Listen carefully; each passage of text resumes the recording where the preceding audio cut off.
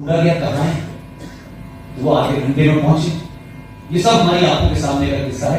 इतने आधे घंटे में मालूम है देश में क्या खबर फैलाई थी? चंद्रशेखर जी का मन निकल गया, इस्तीफा देने नहीं जाए। अगला बेचारा उस फाइल पे साइन कराने के लिए रुका खड़ा हुआ और खबर चल रही कि चंद्रशेखर जी का मन बदल गया, वो नहीं जा रहे इस्तीफा देने, वो लौट गए हैं। उनकी बातचीत कांग्रेस को हो गई है। वो वही खड़े रहे और रामजी लाल सुमन को ढूंढा निकाला, उसने कहा इस पे साइन करो और इस मनमोहन सिंह को चेयरमैन बना दो यूजीसी। वो आदमी देश का प्रधानमंत्री बना और क्या ज्ञानी प्रधानमंत्री, ऐसे ज्ञानी पैदा होता है। तो ये चंद्रशेखर जी को मैंने उस दौर से देखा और चंद्रशेखर जी की मुझे एक बात बहुत अच्छी लगती है और मुझे लगता है कि बलिया वालों को उसको जरूर सीखना चाहिए। चंद्रशेखर जी के एक से एक कलाकार से संबंध है और अपने संबंधों को लेकर कभी शर्मा नहीं, चाहे वो मिलने जाते थे उन लोगों से। उस संघर्ष के दौर में मैं वही क्राई करता था, तो मैंने देखा यार सूरजदेव सिंह पीछे खड़ा हो, ठीक ठाक है कलेक्टर खड़ा हो, चंद्रशेखर यहाँ क्या कर रहे हैं? और देख तो सोच रहा है सूरजदेव सिंह माफिया डॉन और चंद्रशेखर और प्रधानमंत्री, बड़ा अजीब सा लगा है। ये तो बड़ी अजीब सी पर्सनैलिटी है वो, क्योंकि उनका साउथ एवेन्यू में उनका मकान था, तो पंचायत में हम जैसे छोटे मोटों को कभी कभी आ जाते थे, बैठ जाते थे, तो सुनते थे। तो किसी ने उनसे पूछा चंद्रशेखर जी बताइए आप एक माफिया डॉन से आपके संबंध में, आप जितने समाज में एक से एक तीतर बटेरे सब आप ही के पास आते हैं। तो उन्होंने कहा कि देखो ऐसा है कि मेरा बेटा अगर कोई मर्डर करते हैं तो उस पर कानून की कार्रवाई होगी, लेकिन मैं अपने बेटे से जेल में नहीं मिलने जाऊंगा क्योंकि मैं प्रधानमंत्री हूं, ये नहीं हो सकता। बेटा तो मेरा रहेगा ना, हाँ मैं उसके लिए पैरवी करूं और ये कहूं कि नहीं इस पे धारा ही कम लगाओ, तब मेरी बात का सवाल उठाना। बच्चा तो इससे सीखना चाहिए कि अपने बच्चे से, अपने समाज के किसी आदमी से कुछ हो भी गया है तो उसकी मदद करें, उसके साथ। ये कतई मत देखिए कि इसमें मेरा क्या है। इसलिए जब इस बच्ची ने ये जो आपके बीच में की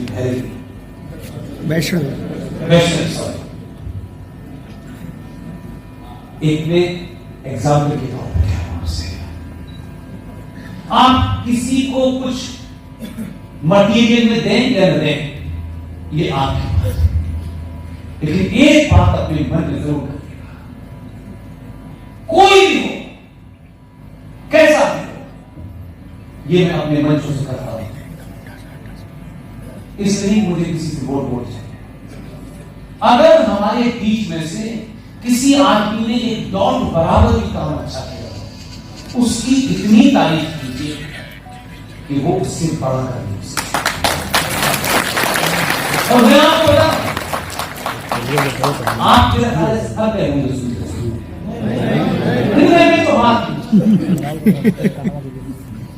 ये जो तालियां आप जब बजाते हैं, कल जब आ रहा था तो एक परिवार मुझे ले जाएगा, बड़ा परिवार था, मुझे ज्वाइन करनी थी, तो 85 साल की तो मेरी अपनी माँ है, 85 साल की वो माँ थी, वो उन्होंने पहले पैर छूने की तरफ बढ़ी। मुझे बड़ा, वैसे भी मैं मानता हूं कि बेटियां माएं बहनें पैर नहीं छूना चाहिए, दुनिया को उनके पैर छूना चाहिए, मेरा मानना।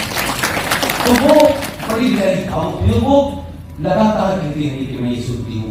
मैं सोचने लगा 85 साल की उम्र में इसको पर पढ़ाई की मुझे से आदमी की इतनी गुस्सेदार, इतनी थॉट प्रोवोकिंग, इतनी कड़वी बातें सुनी और पूरा परिवार बहुत खुश था कि हम आ गए। बल्कि उन्होंने तो यहां तक कहा कि हमें लगता है हमारे भगवान आ गए। तो मैं सुनता रहा, आपको लगता होगा कि मैंने ये बातें सुनी, ये बातें ही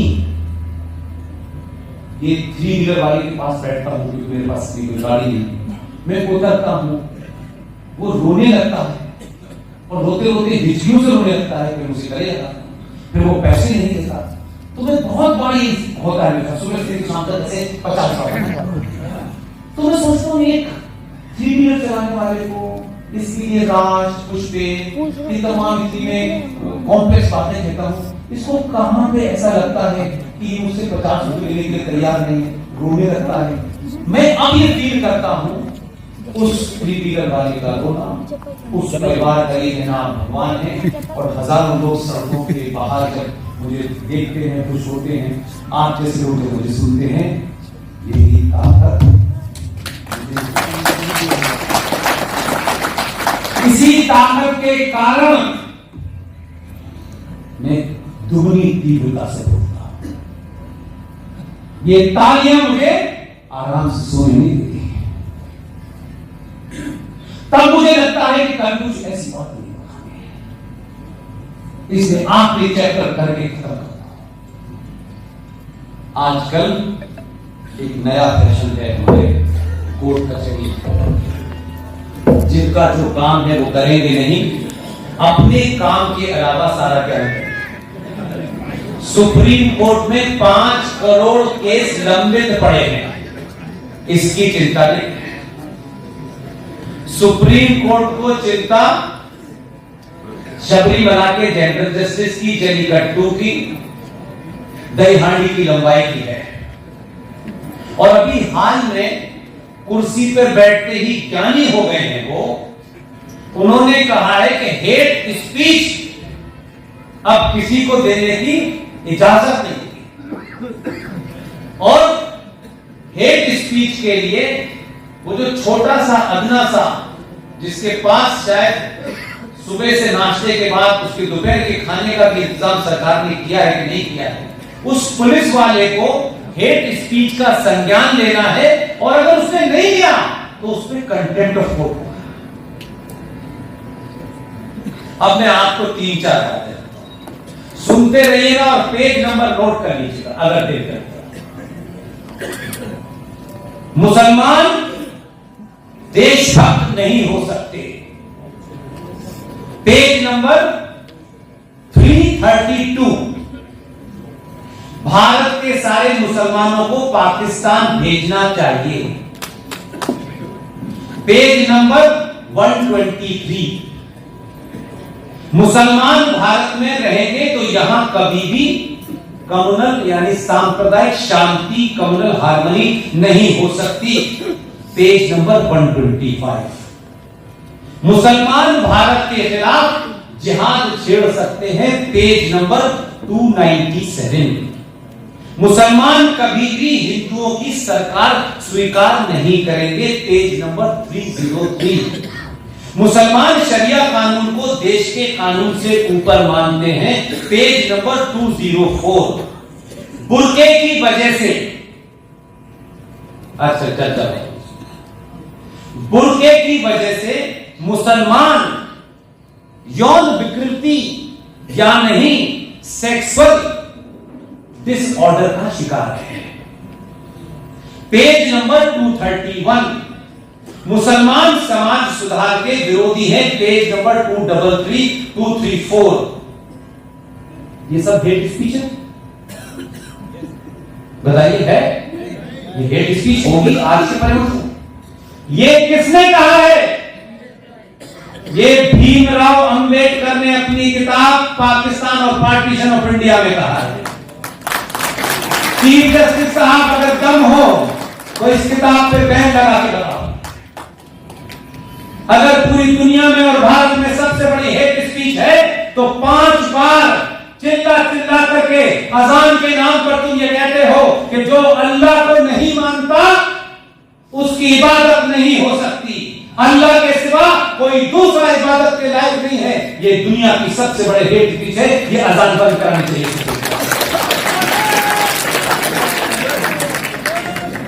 झूठ में और रिलीजन में मत रहिए। आपके कुर्ते बहुत काम ऐसे करके गए हैं, लेकिन आप झूठ में रहना चाहते हैं। B.R. अम्बेडकर को कोट करिए, ना वो आरएसएस के थे ना बीजेपी के थे, लेकिन जिन्हें ये कोट करना चाहिए था उन्होंने भी नहीं, क्योंकि उन्हें तो मस्जिद में आजकल वो कह रहे हैं शिव में मत ढूंढो, क्योंकि हम मुसलमानों के पैर पकड़ के भाईचारा काम करेंगे, क्योंकि हिंदुस्तान में रहने वाला हर आदमी हिंदू है। ये पहली बार में परिभाषा पता चली। फिर उन्होंने एक और परिभाषा निकाली कि हमारा डीएनए 40,000 साल पुराना है। इससे ज्यादा कायरता की बकवास नहीं होने। ये चल यही दुकान चल, हमें ही बता रहे सब लोग जानते।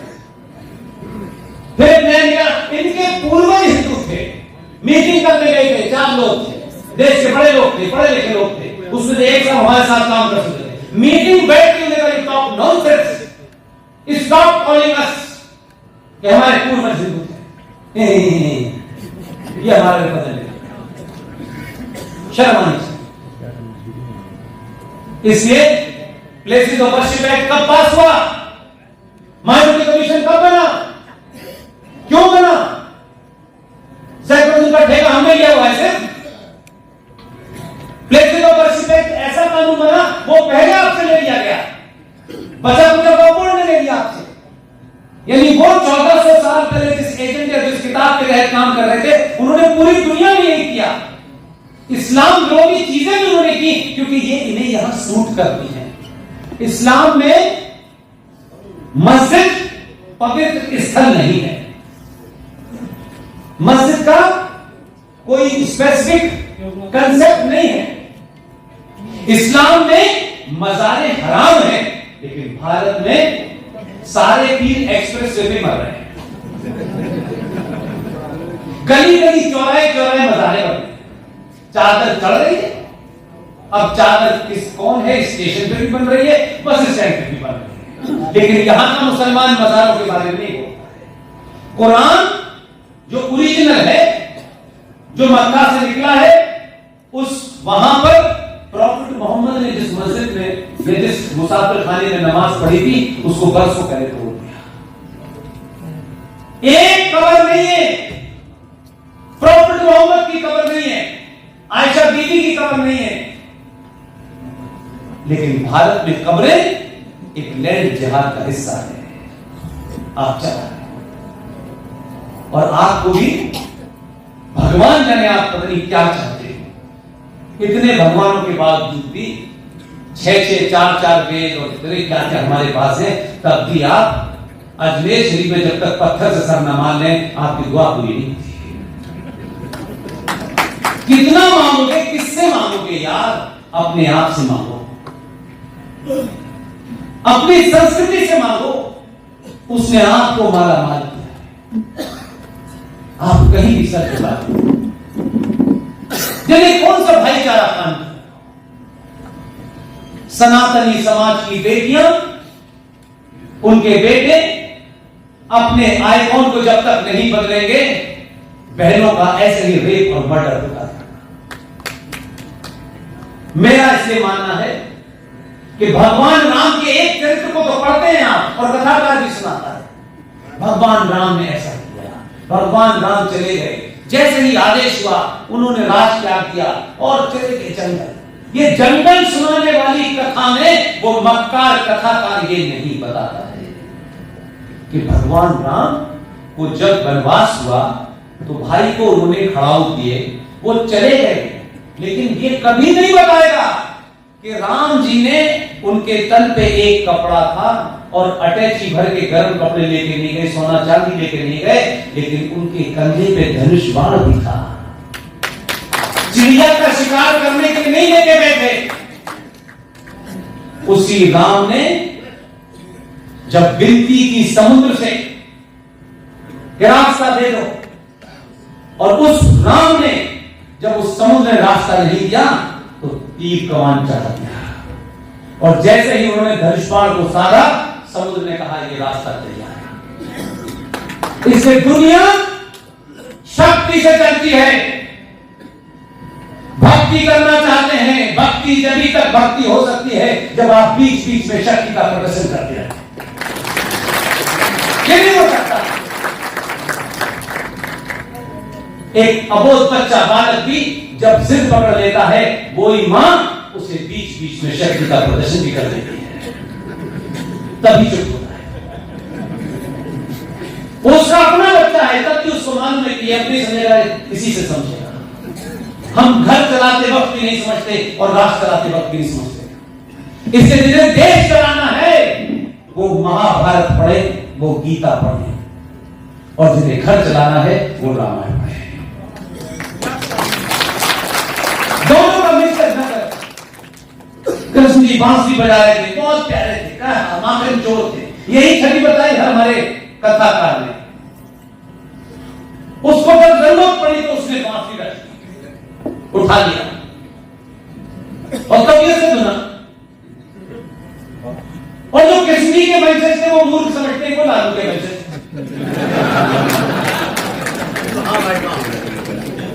अरे तुम कृष्ण के वंशज हो, लालू मुलायम के नहीं हो यार। और जब तुम लालू और मुलायम के वंशज हुए तो तुम्हारी गाय आजम खा ले गया।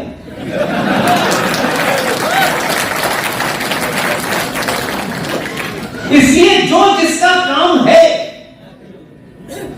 जो कर्म के आधार पर बटा हुआ है, पटना का सबसे बड़ा मंदिर, ये तो एक जिला ऐसा है जो बिहार से भी लगता है, मैंने सुना। पटना के सबसे बड़े मंदिर में जाइए और पूजा हो रही हो देखते रहिए, फिर पूछिए कि इस मंदिर का पुजारी कौन है, इसके किस मां के पेट से जन्म लिया है। ये शक्ति है, दलित है। कभी पूछता, किसी ने सवाल उठाया, किसी ब्राह्मण ने सवाल उठाया कि दलित पूजा नहीं कर सकता, लेकिन आपकी किताबों में ऐसे पढ़ाया जाता है कि ब्राह्मण ने दलित कितनों का वजन किया है। ये दलित है, ये फलाना, ये दिमाग। आज जो डॉक्टर हो गया वो ब्राह्मण का है, ठाकुर का है, डॉक्टर कहलाता है कि नहीं कहलाता। इंजीनियर करते हो तो आप पूछते हैं ये ठाकुर का बच्चा है, ये ब्राह्मण का बच्चा है। कर्म के आधार पर बंटवारा था, आप उसे जाति में कन्वर्ट कर दिया अपने स्वार्थों के लिए, और आप जाति के हिसाब से अलग अलग मारे जा रहे हैं। यहां राजपूतों को मारो, ब्राह्मणों के साथ रहो, फिर ब्राह्मणों को जब मारो तो वहां रहो। कश्मीर में कितने लोग मारे गए? 90% ब्राह्मण थे। इस देश के किस ब्राह्मण ने, ठाकुर ने, मुझे बताइए, धरना प्रदर्शन किया? आपके सोने और चुपने और स्वार्थ की पराकाष्ठा यह है कि आपको 1990 की घटना जो कल की घटना होगी मेरा ख्याल से, इससे आप अमेरिका के बारे में, जर्मन के बारे में, फ्रांस के बारे में तो बात करके आप अपने पड़ोसी के अपने ऊपर रौब गालिब करते हैं कि हमारी बेटी अमेरिका में है। यहां की तो बहुत बड़ी बड़ी बातें होती हैं, लेकिन आप अपने यहां, हमारे यहां क्या है उसके बारे में कभी बात नहीं करते। इससे रेल में जाइए, रेल के फर्स्ट क्लास में डिब्बे में बैठेंगे, शाम को कैटरिंग का एक बच्चा आएगा कि खाने में क्या चाहिए। हुआ है आपके साथ कि नहीं हुआ? कैटरिंग करने वाला वो बच्चा, किसी ब्राह्मण ने उससे पूछा, बेटा यहां पहले जाकर बताओ, 90% उसमें दलित और ओबीसी के बच्चे। लेकिन जब वो आपके सामने आते हैं तो वो क्लीन, साफ सुथरा सा आपको बच्चा लगता है, आप उसे खाने का ऐसा जात का फैलाया है जहर पूरे उसमें, और हम उसमें फंस गए हैं। कश्मीर फाइल बना करके भारत के सनातनियों को बताना पड़ा कि कश्मीरी पंडितों के साथ क्या हो रहा है। हम इतने सोए हुए हैं। इसलिए जो लोग इतिहास के बारे में ये कहते हैं ना, भूल जाओ, आगे बढ़ो, ये हिंदू